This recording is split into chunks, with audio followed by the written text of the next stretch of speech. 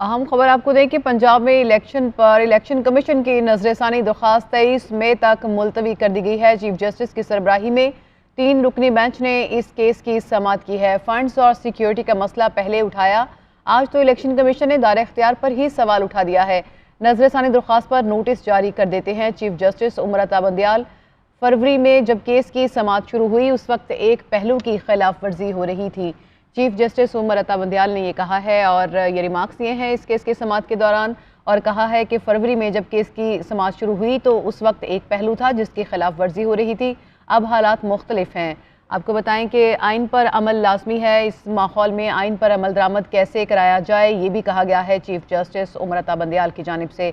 इसी से मुतालिक मज़ीद तफसीलात लेंगे नुमाइंदा GNN इकराम उल्ला जोइया से। जी इकराम, क्या अहवाल रहा समाअत का?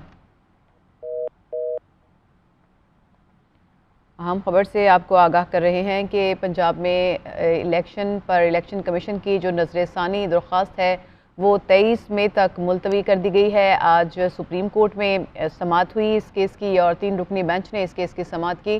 फंड्स और सिक्योरिटी का मसला पहले उठाया, ये कहा गया चीफ जस्टिस उमर अता बंदियाल की जानिब से, और आज तो इलेक्शन कमीशन ने दायरा इख्तियार पर ही सवाल उठा दिया है। नजरसानी दरख्वास्त पर नोटिस जारी कर देते हैं, ये कहा गया है अदालत की जानिब से। जबकि चीफ जस्टिस उमर अता बंदियाल ने ये भी रिमार्क्स दिए कि फरवरी में जब केस की समाअत शुरू हुई तो उस वक्त एक पहलू की खिलाफ वर्जी हो रही थी। इकरामुल्लाह जोइया, आप बताइएगा क्या अहवाल रहा समाअत का, क्या रिमार्क्स दिए गए, क्या दलाइल हुए?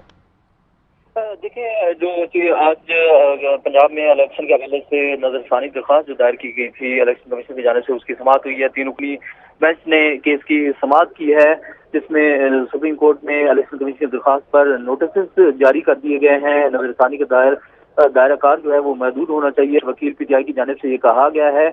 और चीफ जस्टिस ने जो है अटॉर्नी जनरल से पूछा कि आपको कितना वक्त चाहिए होगा, तो अटॉर्नी जनरल ने जो है वो 10 रोज का वक्त तलब किया, जिस पर चीफ जस्टिस ने कहा कि 10 रोज ज्यादा है।